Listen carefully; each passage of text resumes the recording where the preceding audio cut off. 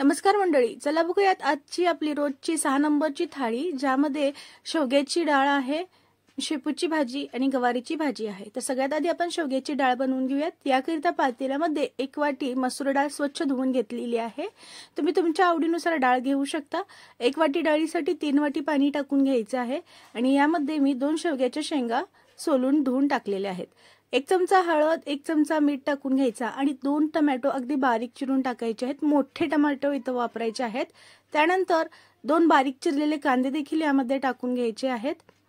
आता थोडीशी चिरलेली कोथिंबीर टाकून घेऊयात आणि इथे मी कांदा लसूण चटणी वापरलेली आहे 2 ते 3 चमचे। तुम्ही लाल तिखट देखील वापरू शकता, पण कांदा लसूण चटणीने मस्त चव येते।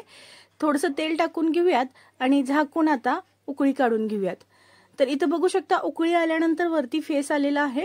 तर आपण हा फेस काढून घ्यायचा, कारण की खाताना थोडीशी डाळ कडवट लागते। मी फक्त डाळ उकळताना मीठ आणि हळद टाकून घेतला आणि उकळी आल्यानंतर असा फेस काढून सगळे यामध्ये कांदा, टोमॅटो, कोथिंबीर टाकून घेतली तरीही चालेल, पण मी इथे एकदमच टाकून घेतलेलं, तरी सुद्धा फेस मध्ये एवढा आपलं काही पदार्थ निघालेले नाहीत, फक्त फेस निघालेला आहे। आता झाकून डाळ 10 मिनिटे ते 15 मिनिटे मंद आचेवरती शिजवून घ्यायची, म्हणजे व्यवस्थित शिजते। बघू शकता डाळ व्यवस्थित शिजलेली आहे।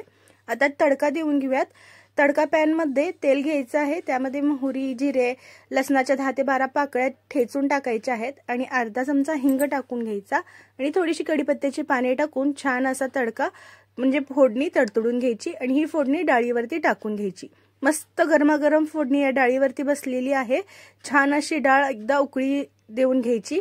आता इथे चवीनुसार मीठ टाकून घ्यायचं आहे आणि थोडीशी चिरलेली कोथिंबीर टाकून घ्यायची आणि 2 मिनिटांसाठी मंद आचेवरती पुन्हा डाळ शिजवून घ्यायची। इथे मी थोडीशी चिंच टाकून घेत आहे। चिंच ऑप्शनल आहे, नको असेल तर स्किप करू शकता। 1 चमचा किचन किंग मसाला टाकून घ्यायचा आणि मंद आचेवरती 2 मिनिटे डाळ शिजवून घ्यायची। ते इथे बघू शकता मस्त अशी चमचमीत शेवग्याची डाळ बनवून तयार झालेली आहे। इतका चवीला छान लागते ही डाळ, त्यामुळे नक्कीच तुम्ही या पद्धतीची डाळ बनवून पहा। आता आपली ही डाळ बनवून तयार झालेली आहे। सुक्या भाजीला आपण शेपूची भाजी बनवून घेऊयात। तर कढईमध्ये 1 चमचा तेल घ्यायचं आहे। तेल गरम झालं की 6 ते 7 लसणाच्या पाकळ्या ठेचून टाकायच्या, 1 बारीक चिरलेला कांदा आणि 3 ते 4 हिरव्या मिरच्या मोठ्या चिरून टाकलेल्या आहेत, कारण लहान मुलेही खाणार आहेत, त्यामुळे मोठ्या मिरच्या टाकलेल्या आहेत मी।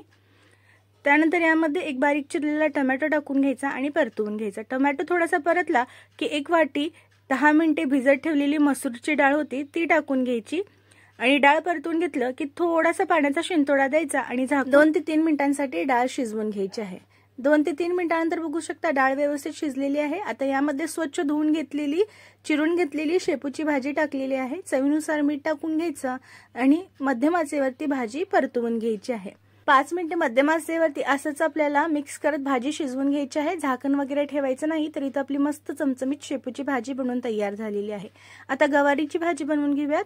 गवारी निवडून स्वच्छ धुवून घेतलेली आहे। कढईमध्ये टाकून मध्यम आचेवरती 3 ते 4 मिनिटांसाठी परतवून घ्यायचं। थोडंसं तेल टाकून देखील परतवून घ्यायचं। छान डाग पडले गवारीला की सगळी गवारी कढईमधून काढून घ्यायची आहे आणि याच कढईमध्ये आता आपण फोडणी देऊन घेऊयात। कढईमध्ये 1 चमचा तेल टाकून घ्यायचं आहे। तेलाचं प्रमाण तुम्ही तुमच्या आवडीनुसार कमी जास्त करू शकता। 1 चमचा जिरे टाकून घ्यायचं, 2 ते 3 लसणाच्या पाकळ्या ठेचून टाकायच्या आणि 1 बारीक चिरलेला कांदा टाकून परतवून घ्यायचा आहे। कांदा परतला की 1 बारीक चिरलेला टोमॅटो टाकून ते देखील परतवून त्यानंतर 1 चमचा धना पावडर, अर्धा चमचा जिरे पावडर, 2 चमचे कांदा लसूण चटणी टाकून घेतलेली आहे। चवीनुसार मीठ टाकून घ्यायचं आणि 1 चमचा किचन किंग मसाला टाकून घेतलेला आहे।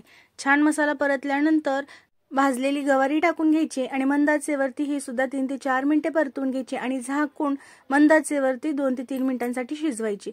2 ते 3 मिनिटांनंतर झाकण काढून घ्यायचं आणि अगदी थोडासा पाण्याचा शिंतोडा द्यायचा। त्यानंतर 2 ते 3 चमचे भाजलेले शेंगदाण्याचं कूट टाकायचं, थोडीशी कोथिंबीर टाकून घ्यायची आणि पुन्हा झाकण लावून 2 ते 3 मिनिटांसाठी मंद आचेवरती शिजवायची। तर मस्त आपली चमचमीत गवारीची भाजी, गवारीची शेंग बनवून तयार झालेली आहे। नक्कीच ट्राय करून पहा, मस्त चमचमीत लागते आणि मेन म्हणजे कांदा लसूण चटणी वापरल्यानं तर सगळ्या भाज्या छान होतात। रेसिपी कशी वाटली कमेंट्स मध्ये सांगा। आवडल्यास लाईक, शेअर आणि अशाच थाळीच्या रेसिपी आपल्या चॅनलवरती अपलोड आहेत, त्या देखील नक्कीच पहा। धन्यवाद।